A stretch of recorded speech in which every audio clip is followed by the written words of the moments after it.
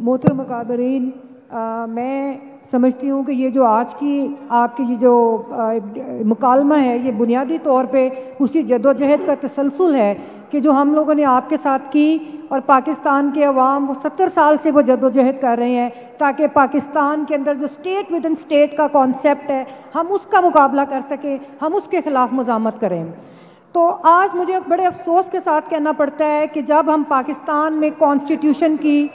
Golden jubilee मना रहे थे, तो बजाय इसके कि हम खुशी के साथ आज हम इकट्ठे होते और हम ये बात करते कि हमें फ़ख्र है कि हम लोगों ने तरक्की का और तरक्की पसंदी का एक मंजिल तय किया, लेकिन अफसोस के साथ हमें कहना पड़ता है कि आज हम अपनी पार्लियामेंट से मायूस होकर ये बात कर रहे हैं कि जो पार्लियामेंट हमारी जो तवक्कुआत थी वो अपनी पार्लियामेंट के साथ थी, क्योंकि वो हमारे चोजन रिप्रेजेंटेटिव्स हैं, लेकिन अनफॉर्चुनेटली वही रिप्रेजेंटेटिव आज जमहूरियत के खिलाफ खड़े हैं। तो हमें बड़े अफसोस के साथ ये कहना पड़ता है कि हम लोग आगे नहीं बढ़ सके और हम उधर ही खड़े हैं जहाँ से हमने अपना सफ़र शुरू किया था।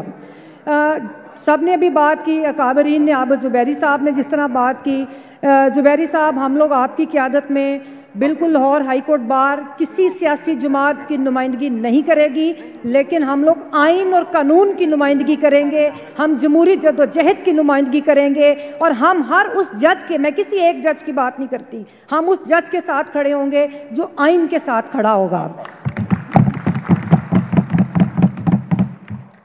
बस मैं आखिर में एक सिर्फ तवज्जो दिलाऊंगी अपनी पार्लिमान की कि एक कॉन्सेप्ट मुझे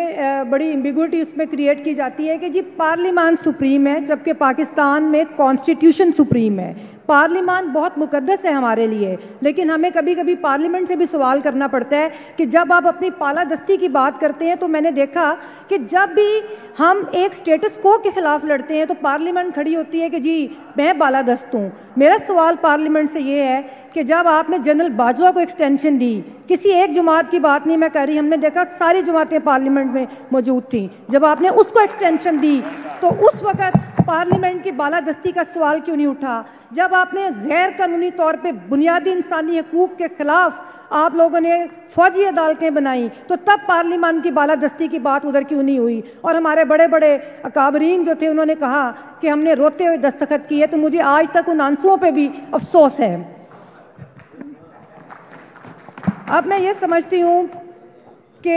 अब चूंकि टाइम बहुत कम है, तो मैं आखिर में यही कहूँगी कि जैसे चर्चिल ने कहा था, हम उनको बड़ा कोट करते हैं कि उन्होंने कहा कि जी अगर अदालतें काम कर रही हैं तो फिर हम लोग शिकस्त हमें जंग में नहीं होगी। तो उन्होंने ये तो नहीं पूछा था कि क्या पार्लियामान काम कर रही है कि नहीं। तो एक सिग्निफिकेंस है एक अदारे की, और उस अदारे ने भी हमने ये देखा तारीखी तौर पे, अभी जिक्र किया हमारे साथियों ने, राजा साहब ने भी जिक्र किया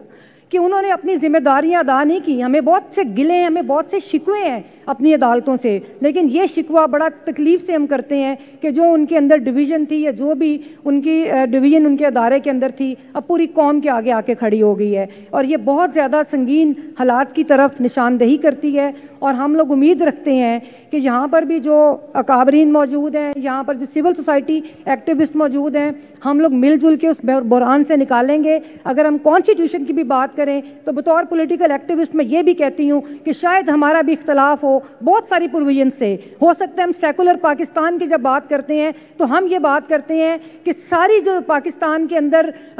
जो मिनॉरिटीज़ हैं उनकी रिस्पेक्ट होनी चाहिए, लेकिन हमने हमेशा जद्दोजहद का रास्ता अपनाया। हमने कभी ये नहीं कहा कि जो आईनी फैसले हैं जिस तरह पार्लियामेंट ने किया तो वो उस पर हमें बड़ा अफसोस है, और हम ये तवक्को करते हैं कि आप जिस तरह दो